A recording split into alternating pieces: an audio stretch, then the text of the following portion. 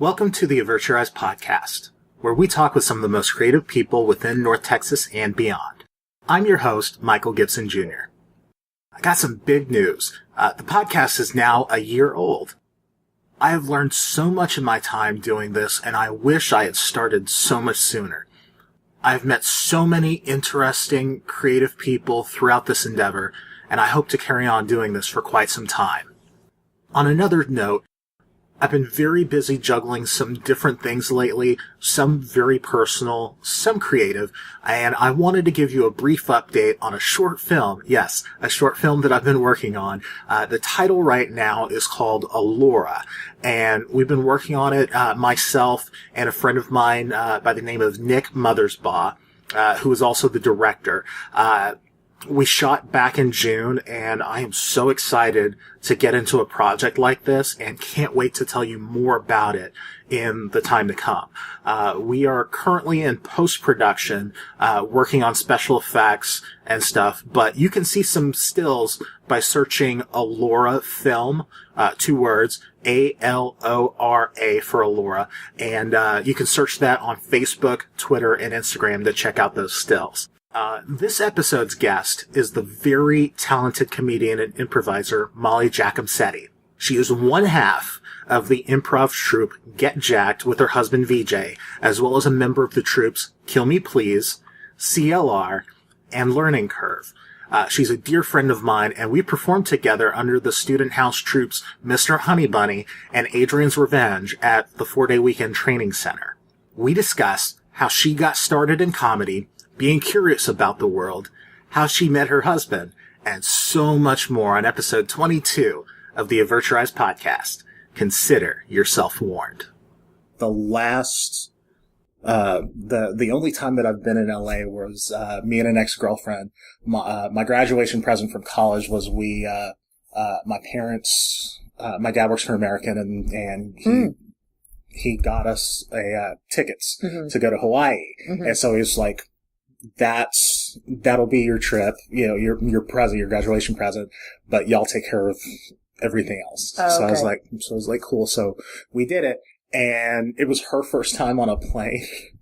And so, and the thing that I would suggest for anybody not to do when they, take like a big trip like that is like, we plan stuff like for like almost every hour the whole trip. Like, take your time and enjoy while you're out there. Yeah. But have some unscheduled time. Have some free time. Right. To explore. Yeah, sure. And so like it was an 8-hour flight direct, but it ended up turning into a 12-hour flight. Oh dear. Because we passed California, we got over the Pacific, and the pilot comes on, and like she's nervous. Pilot comes on and he's all, "Attention passengers," and we're like, the captain doesn't normally do that, in the middle of a flight. Right. You just see it in the movies, not in real life. Right. And so I'm like, he's all, there's a missile base that went red. Don't worry. Everything's fine. Don't worry. Don't worry. Everything's fine. We have to divert around their airspace, so we'll be cool. Perfectly fine. And then we get halfway over the Pacific, and then he goes, "Attention passengers." I'm like, okay. And he waited. He paused. I was like, okay, that's way too much time. And he's like, remember remember that thing? That thing about the missile base? Like, we've apparently, in diverting around their airspace, used up too much fuel. Don't worry. Don't worry.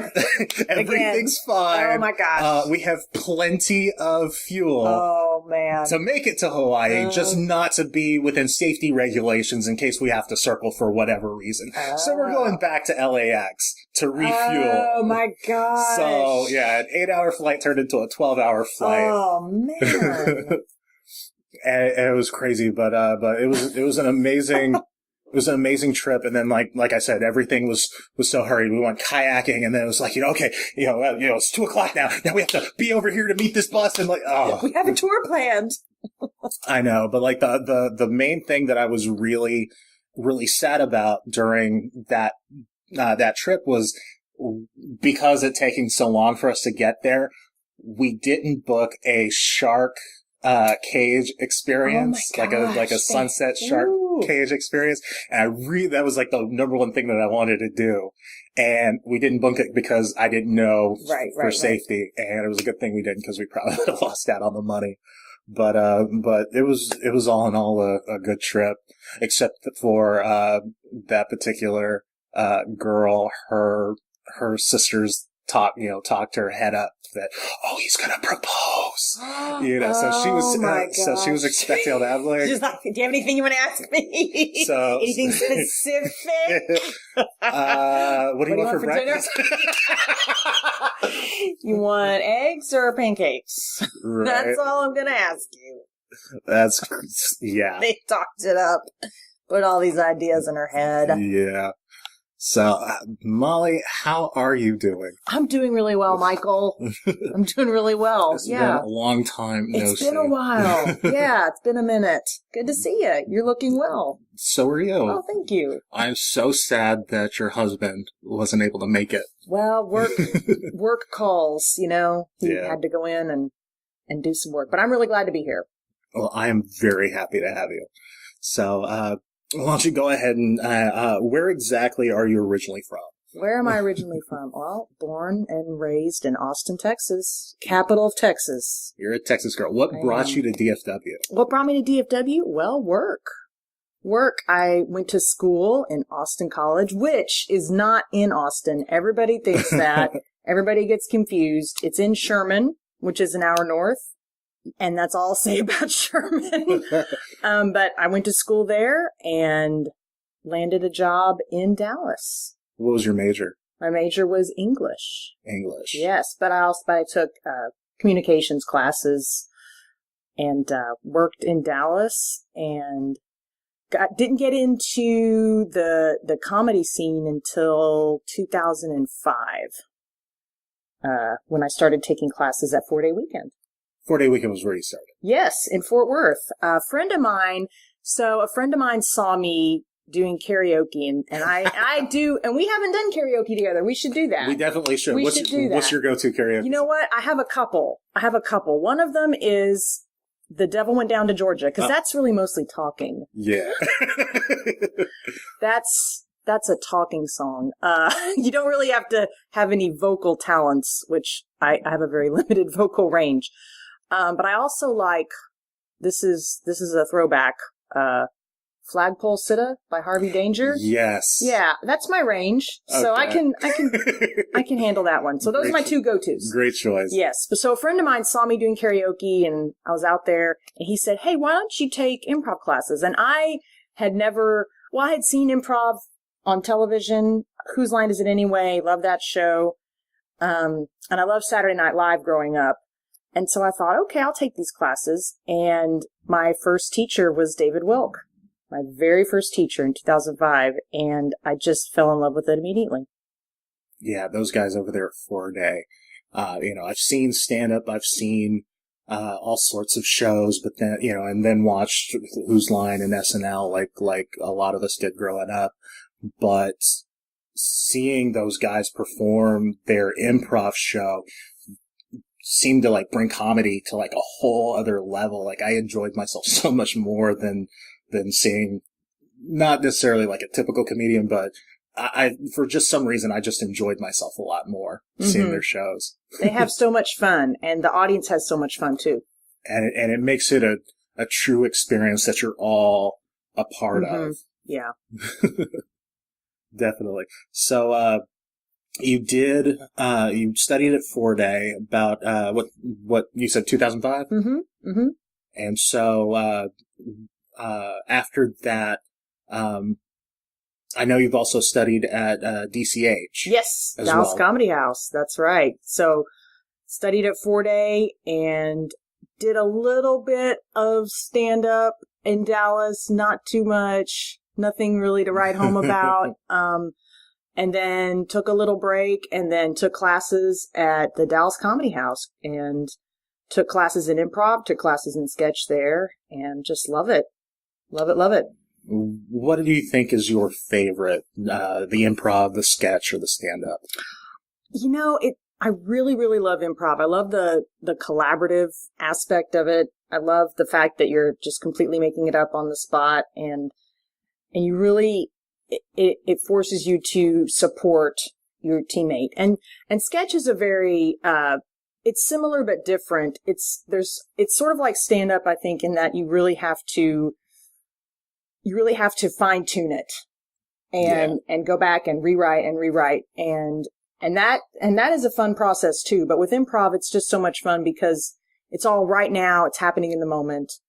And it's kind of a beautiful thing because you know that this moment will never happen again. Right. So it's like beautiful and spontaneous.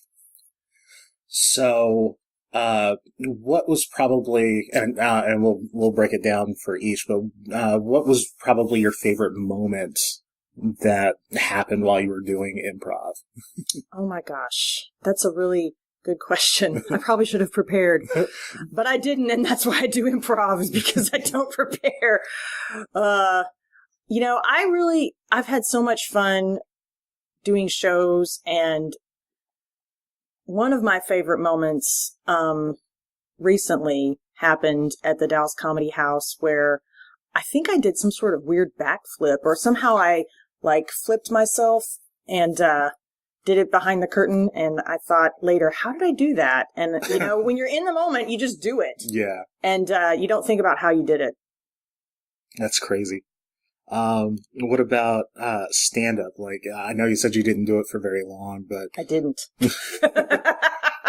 Stand up is so, I have so much respect for people who really pursue that craft and fine tune it, because you are up there completely alone. Right. And you've done this. So I have a lot of respect for you because you're up there all by yourself and you can do crowd work, but you're really just, it's all on you. Yeah.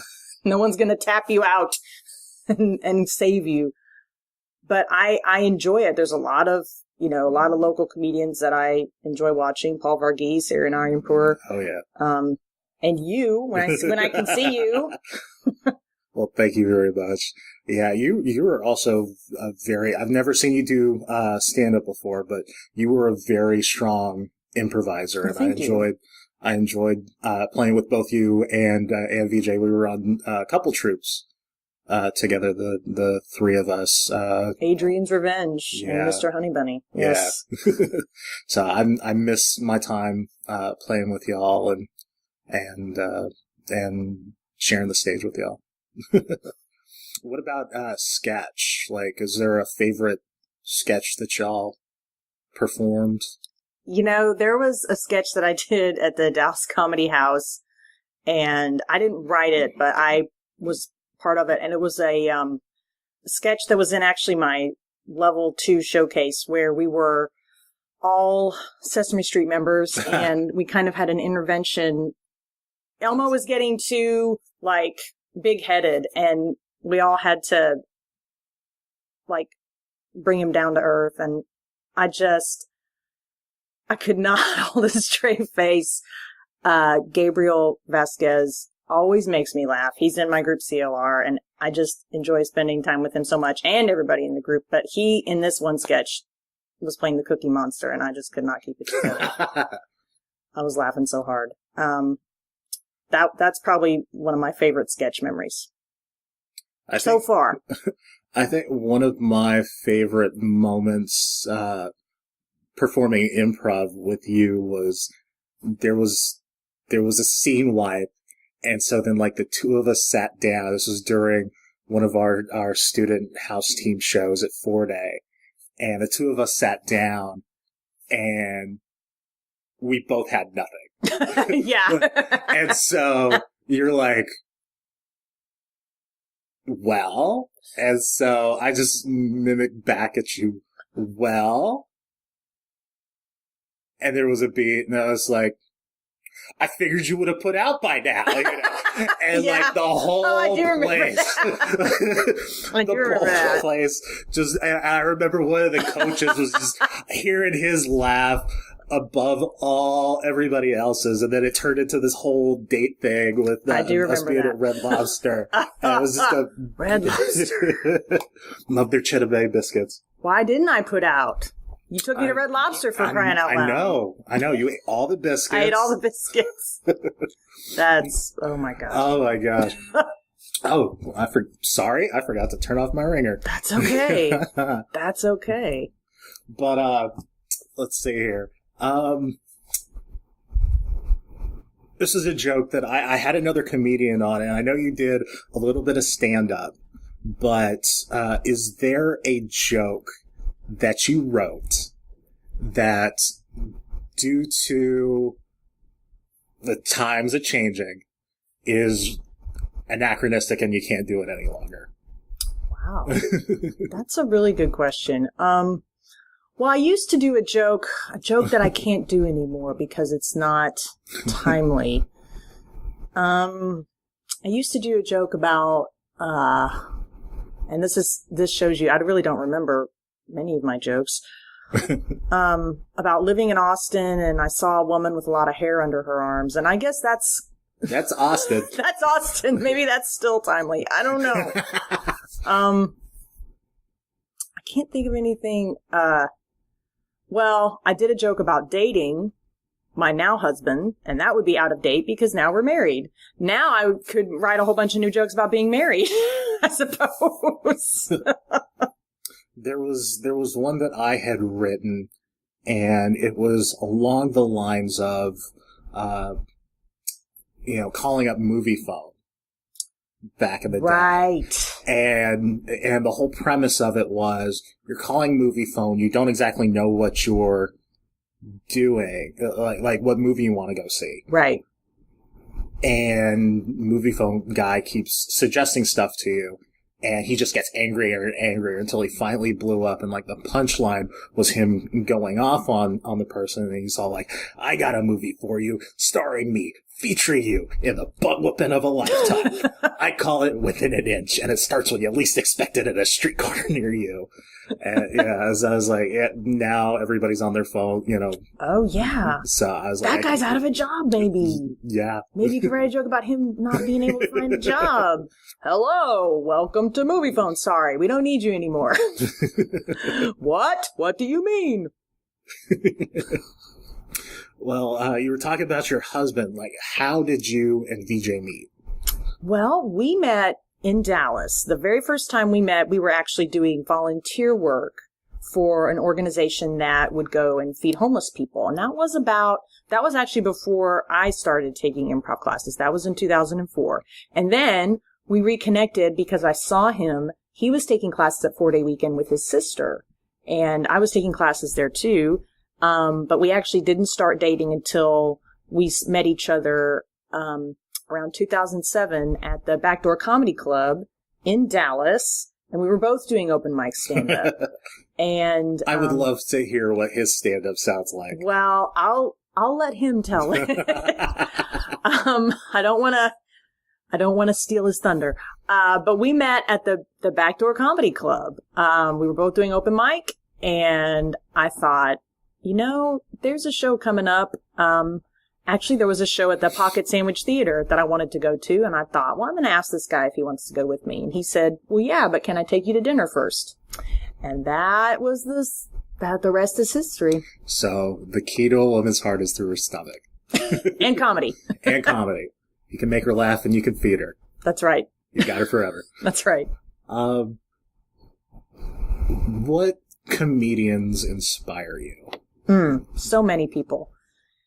And quite frankly, everybody that I perform with inspires me. Everybody in my groups they all inspire me. As far as like nationally, Tina Fey's an inspiration for sure. Amy Poehler. I really love them. I love the original Saturday Night Live cast, but I also love the recent people. I think they're doing a good job there too now. What do you think about Bobby Moynihan and I just lost Vanessa Bayer, them both leaving. Mm-hmm. Well, they're probably ready to do movies and other projects, and they'll find new people. Yeah, it's always new people. Kate McKinnon is somebody who is just amazing. She's great. I love her. I love seeing her work, and of course Melissa McCarthy. Oh my gosh, her Sean Spicer is just is just out of this so world. good. Yeah, she's so good. Melissa McCarthy is somebody who just always makes me laugh. Yeah, she always makes strong choices. She always makes strong choices, very strong choices. That's right. What sorts of things make you laugh? Well, that's a deep question, and it's kind of, different things make me laugh at different times. I like wacky stuff. I like really silly stuff, but sometimes I also like The New Yorker, which can be very, very serious and kind of dry humor.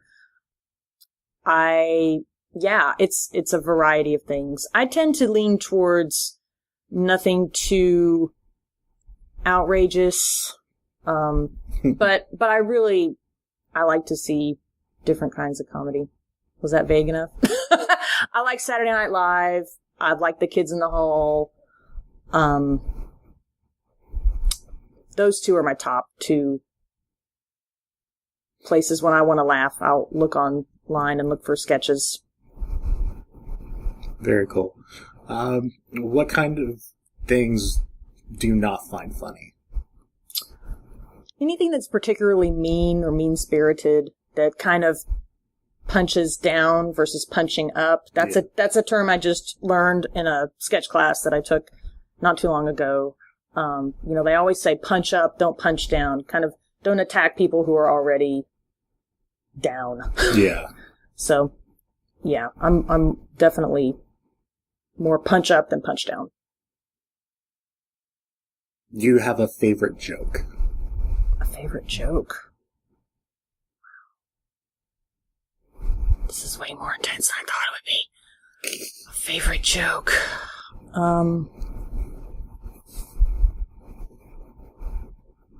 I'm thinking.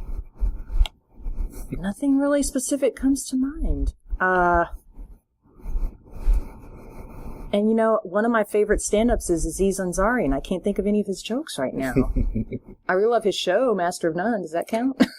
Yeah, it's a great show. I haven't seen the new season, but I thought it was very well written, well put together. Yes. And then that last episode of that first season was so sad. Yeah, I know. I think he and Louis C.K. do a great job with their shows of combining very meaningful moments with moments of humor. Yeah, Louis C.K. is another one of those comedians who just hands down is like so amazing, and like he's just so profound of the way that he goes about writing his jokes, and when he fine-tunes his stand-up, like nothing is wasted. Every single word is necessary for his jokes. And I especially loved him so much more once once I found out that he had I don't remember if he wrote, but he definitely directed this movie Pootie Tang that and I saw that one in theaters, which will go to I brought a girl on a date, we went to see that. And like we walked out of there and I was laughing, I'm cracking. I thought it was one of the greatest things, and she looked at me like, what did you bring me to? And you said, well, it's Pootie Tang. Come on. Yeah, and after it came out on DVD, I bought the DVD. I loved it that much. Did you watch it with director commentary? I hope you did. Was there director commentary? I don't remember if there was deleted scenes, extra scenes. There may have been some extra scenes, deleted scenes, but and in fact, I think there were, but I don't remember there being director commentary. Now I need to go back. You need to go back and listen to the director commentary of Pootie Tang and let me know. I will. What are some of the pitfalls that you see people sort of happening upon when doing improv or stand-up? Or for me, a pitfall is one of my pitfalls is just being too much in my head and not paying attention and listening. In improv, we talk a lot about listening. It's all about listening and responding. And if I'm sitting there thinking of something to say, I'm not paying attention to my scene partner and I'm not in the moment. And that is a pitfall that I see in myself and in other performers. And I think it's just a matter of being aware of it. Yeah. And having it pointed out to me by coaches, and it has been pointed out to me, and just being aware of it and being conscious of it, and just really, really focusing on the other person and what they're saying and what they're doing and their facial expression. Another pitfall, something that I struggle with, is comparing myself to other people, and it's not a competition. This community is big enough for everybody, I feel like. And I don't want to get too much into it, but, it can be difficult when you see other people doing things and I think, wow, I really want to be there. But, it's just a matter of appreciating where you are in the moment. Right. And continuing to work and write, even when, especially with my writing, it might not be where I want it to be right now, but I can continue to do it and hopefully it will improve. But it's just a matter of continuing to write and continuing to get feedback and being okay with accepting feedback. That's something that I've really learned kind of the hard way over the years, is being okay with accepting feedback. And in the sketch class that I just took, they mentioned, not being super protective of your work and being okay with accepting feedback and being okay with changing ideas up, because I'm guilty of this. I can get into, this is my sketch and I don't want to change it. But when other people look at it, I need to accept their feedback and say, oh yeah, I didn't think of it that way. Right. And sometimes it leads to things that are great that I wouldn't have thought of. So collaboration is important. Collaboration is something that's very important. Yeah, I'm also one of those that in the past, when it comes to being open and receptive to feedback, like I wasn't very much so in the beginning, but yeah, it can really be great to like write a sketch, show it to someone, and they have an idea that you hadn't even thought of, and you think, wow, that's it really can lead to some really cool stuff. It definitely can. And then it also comes down to like everybody's got different experiences. Mm-hmm. So you don't know where somebody's necessarily coming from, especially when you do comedy, because like I totally remember there was a scene I did with your husband, or there were so many of them like this, where I would, it's all about, trust and trying to build something with somebody. Mm-hmm. And then, you would try to, I would try to throw him like an easy ball, and he's not from here, he's from India. Mm-hmm. Mm-hmm. And, I would throw him some weird localism or something to try as a reference. And he, being truthful and honest, on stage, I don't understand that reference. Right. But that can lead to such wonderful things because he could interpret it in a certain way. Right. And take it in a totally different and fun direction. Definitely. And when you're open and receptive to each other, beautiful moments like that happen. Right. And with improv especially, you are really building a world together. Right. And that's really a beautiful thing. Sometimes it can be great. Sometimes it can be not so great. But one thing that was, that's been told to me is to take the judgment off of it. Yeah. Because if I put a lot of judgment on it, that really kills the creativity. How do you define happiness? Oh my gosh. How do I define happiness? Joy and contentment. And gratitude. What do you think that comedy has taught you through the years? Comedy has taught me to listen and to to accept feedback and to not place so much judgment on things, and to see where other people are coming from and see things from another person's perspective. And to, when you're building this world, see where another person wants to take it. And even though that might not be where in my head we're going, it might be a completely different scene. I might start off and I think we're in the International Space Station, but we're actually at the farmer's market. But that might lead to a wonderful scene. Right. And so improv has taught me to just relax and be okay with the moment, and really be curious about where other people want to take things. Be curious about it. Be curious about the world. Yeah, because, going back to earlier when you were talking about being inside your head, I had, and I'm sure I still do. I get in my head a lot, I know. But especially in the beginning when we were at 4-Day, I remember one particular performance we did, and I walked off the stage, just sort of beating myself up, and I was like, that was a horrible show, And I mean, yeah, we got laughs, but I was like so hard on myself, and I'm walking off the stage, and one of the coaches was, patting everybody on the back, and I'm like, he's all, good job, that was a good show, and I'm like, were you watching the same show? that Did you just see that? And so I pulled him aside after and was like,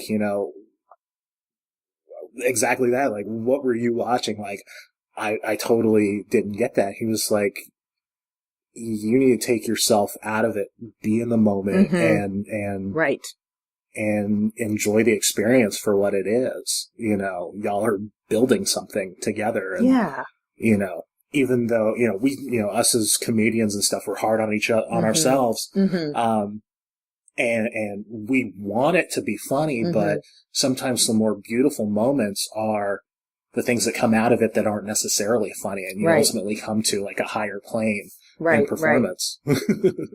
And people remember that too. Yeah, definitely. What sort of TV shows do you watch currently? We watch Master of None. We watch Louie. We are into the new Twin Peaks. I don't know if anyone's into that. And that's primarily horror, which is not comedy, but it has moments of dry humor, very dry humor, very, very patient dry humor, which I really like. What else have we been watching? So are you a big fan of British comedy? Like the old school? I really haven't seen as much of that as I probably should. I have seen a few of the classic Monty Python sketches online. And talk about the cheese sketch. Talk about building and anticipation. That's a really good example of how they just really build the anticipation in that sketch. Very well written. Very well written. Yeah, I think Master of None. We watched Saturday Night Live. What other things am I watching? That's about it for now. I don't know. I'm probably going to go see Wonder Woman at the movies. I do want to see that. I'm going to go join a friend of mine, and we're going to go see Alien Covenant later today. So looking forward to that. I also like to watch sketches that friends post on social media and see what my friends are doing, because a lot of people in the Dallas-Fort Worth community are posting stuff. I know, I think Richie and his group, they post a lot of funny videos. And I'm blanking on the name of the group. What is the name of the group? Of Kings and Men? Of Kings and I think that's what they're... Kings and Country. Of Kings and Country. Of Kings and Country, yes. I get that right. But yeah, some of their stuff too. and I'm wanting to try to get back into doing some more sketches myself. What about music? My musical tastes are very much top 40. I am just as top 40, and of course oldies, which are now 80s and 90s, which is still, I can't believe on the oldies station they're playing. What did I hear the other day? I heard Taylor Dane. Tell it to my heart. Tell me I'm the only one. That's on the oldies. I can't believe it. That was my jam. That was 80s, right? Oh, yeah. That may have been late 80s, but it was 80s. And that was on the oldies station. And I just thought, well, I can't remember. That's where we are. It's 2017. I can't remember what song I heard, but there was like another late 80s or early 90s song. And I was like, that's on the oldies? Yep. Because they were talking about, somebody was talking about how the time frame for when the Wonder Years was on to when the show takes place, that would be the 80s for us now. Yeah. For the kids coming up. The kids coming up. Oh boy. Yeah, those kids. I'm pretty eclectic as far as my musical love goes, but what do you think about sort of as far as pop music goes, a sort of like, I don't even know what to describe it now, because in my heart, I'm more of an alternative rock guy. I listen to everything, but it seems like everything's going like, I don't want to say poppy, because like that's not even really that is a term, but like it's a weird term. Everything sounds just weird to me on the radio. Well, I'm right there with you. I'm noticing that I'll listen to something and I'm like, okay, this is music. This is music now. Okay, all right. And I'm just like, okay, this is what people listen to. And I think this is probably what my parents thought when they heard all this stuff on the radio in the 80s and 90s. They thought, okay, this is what people listen to now. Times are a-changing. Yeah, my parents used to make fun of all the CDs, the bands that I would listen to. What are all these people with these numbers? The Third Eye Blind? Like, what does that even mean? What does that even mean? 3 Doors Down? Like, oh, man. Yeah, there was a big numeral. There was. There still is. Isn't 21 Pilots? Is that a thing? Okay. Yeah. I know one group that's sort of current. Yay. Who are some of your bands that you like? Oh, U2. I didn't see them. You didn't see them? I did not. I did not see them. But U2, of course. REM. Beastie Boys. Oh, man. Did you see any of them in concert? I saw the Beastie Boys at Lollapalooza in 1994 in Dallas, and I'm glad that I did see them. And that was awesome. And I was dating a guy at the time who... We'll make sure Vee Jay didn't hear this. Oh, this was a long time ago. I was dating a guy that year at Lollapalooza, the headliners were Beastie Boys and Smashing Pumpkins. And the guy I was dating didn't like the Smashing Pumpkins. So we had to leave before I could hear them. Which kind of sucks, but I got to see the Beastie Boys, so that's what's important. Cool. Was that your first concert? No, my first concert, so I saw Prince in Austin in 1984, the Purple Rain Tour. Yeah, somehow, I don't know how I talked my dad into taking me. I don't know how I did that, but somehow I was lucky enough to see Prince. Yeah. So I think that was my first concert. All the way back then. Yeah. My first concert was actually in 2000, I think it was. It was one of the Christmas parties that happened way back then, or something like that. But it was a pretty good lineup. There was Pink was there. 98 Degrees, who I wasn't really big into, but they were there. Casey and JoJo. Okay. I forgot who else was there, but it was that show that year, and I Pink is the one that stands out the most to me. But I've also seen Incubus several times in concert. I was hoping to see Michael Jackson when he announced his last tour that he was going to do. The rumor was after that tour he was going to do the Jackson 5 tour. Really, I didn't know that. Which was the rumor, and so I was going to try to get tickets to that and go with my dad, but as we all know now, did not happen. Didn't happen. Yeah, I would have loved to have seen Prince though. He's one of those that just a musical genius, just a genius. Period. So. And not too tall. I think he was only like 5'5", I think, but he wore all those boots and was taller. Yeah. Man, Prince. Just a huge musical loss to the world. Is there a end goal for you as far as comedy goes? You know, you're not the first person to ask this. And someone else asked me this just in kind of a general, like, what are your goals? And no, there's not an end goal. I really hope to be doing this for as long as I'm able to. Writing and performing is something that I truly love. And I guess an end goal would just to, there's really not an end goal per se, but just to continue to do it as long as I have the time and ability to, and as long as there's space to do it. So I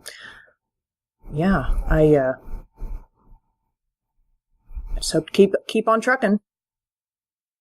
I guess kind of not necessarily to piggyback off that question, but how do you define success?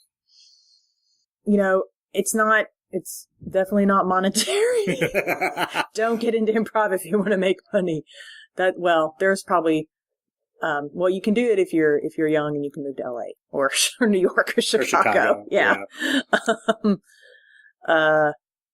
But right now it's being able to be creative, be with people I love and care about, have time for family and time for myself, have that me time. So success is just having, a happy balance as much as we can in this crazy world, this crazy busy world. I wanted to say something else too that I thought of.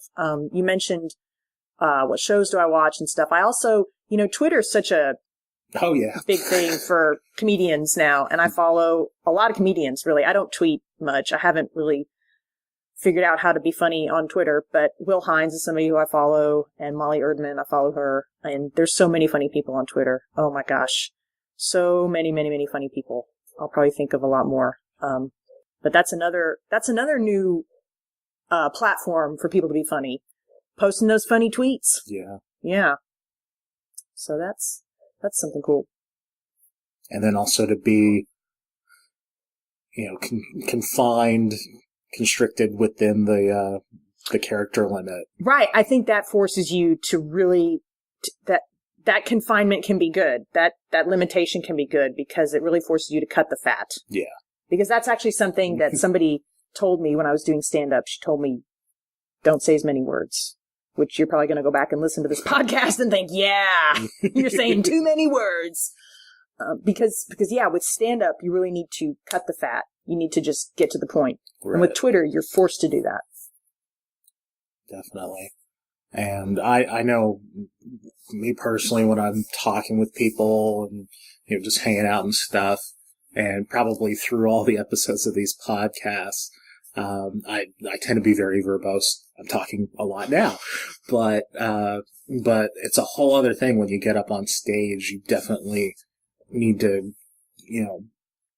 get to the point as quickly as possible, still be able to effectively take people on that ride and journey with you wherever you go.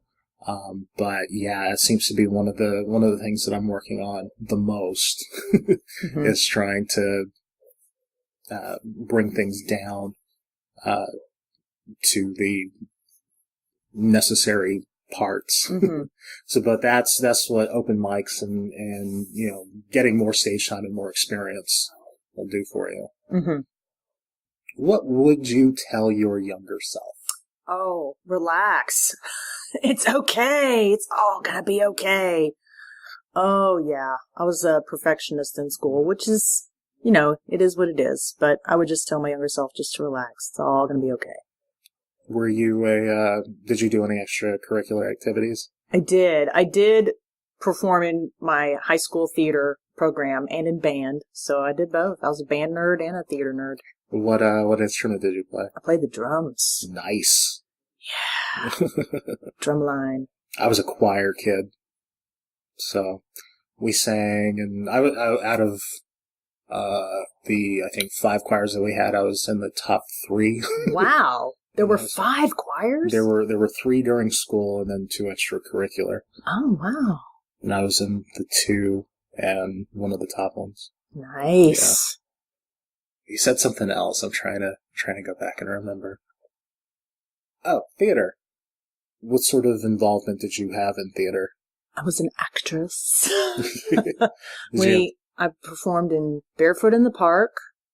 Nice. And chamber music? One was funny and one was serious. One was a funny play, one was a serious play. Yeah, that was a lot of fun. A lot of fun. Good times. Do you think that sort of, or was there a moment for you where things sort of clicked and you were like, oh, I want to try to pursue comedy and learn? Yeah, I remember being in Barefoot in the Park, and when you would, speak a line and get a laugh. I mean, that's such a thrill, yeah. Right? To be able to do that. I think something did click then when I thought, oh, I like this. I like being on stage. Yeah, I like it a lot. As we're winding down, I guess spit takes. Like, what do you think? No. I'm drinking my water. I'll probably cut that out. Ozarka. Only the best. Only the best. What would you say to somebody that's wanting to start out and do comedy, sketch, improv, or what have you? I would say go for it. Go for it. And jump in and really enjoy the process. And really be present. That's one thing that you have to do in improv. You have to be present. You have to listen. You have to support. And I say have to, but, you also get to, this is a fun thing, and it's ultimately to have fun. And it's kind of like, grown up recess. Yeah. We're grown ups. We all have to, I have a job. We all have jobs, but this is where we can kind of play and have fun and kind of be kids again. So go in it with that attitude and embrace the collaborative spirit. And that's it. And I should say all my groups, right? Well, you can. I'm in Get Jakked with my husband, Vee Jay. I'm in Kill Me Please. We perform at Fort Worth. We perform in Fort Worth and in Dallas. CLR. What does CLR stand for? Stands for Craigslist Roommate, which was, you should ask Wynn about. Wynn was in CLR in the beginning. Wynn LaRue. Yes. Who is wonderful. A former delight. Guest of this podcast. She was in CLR. And actually, I think it was a scene that I was in with Wynn where I was her Craigslist roommate. Yeah. And it did not go well. And Learning Curve. Yes. Those are the 4 groups that I am honored to be a part of, and just I'm inspired by everybody in those groups. How do you juggle running around with all these different troops, like keeping all that? Well, I keep my calendar on me at all times, and check the calendar, Cool. Make sure I don't double book. Any last words you want to? Thank you for asking me to do this, Michael. Well, thank you for taking the time to sit down with It's me. been a pleasure. Not a problem. Thank you. Thank you again to my guest, Molly Jakkamsetti. You can find her on Twitter at Molly Jakked. That's MollyJakked. And on Instagram at Good Going Stranger. Bonus points if you can figure out what the reference is to her Instagram handle. Let's keep the conversation going online via Twitter by using the hashtag AYEPod. And another way that you can help the podcast is by taking a very brief listener survey at survey.libsyn.com. Libsyn is spelled Libsyn. Thank you so much for listening. I'm Michael Gibson Jr., and until next time on the Avert Your Eyes Podcast, consider yourself warned.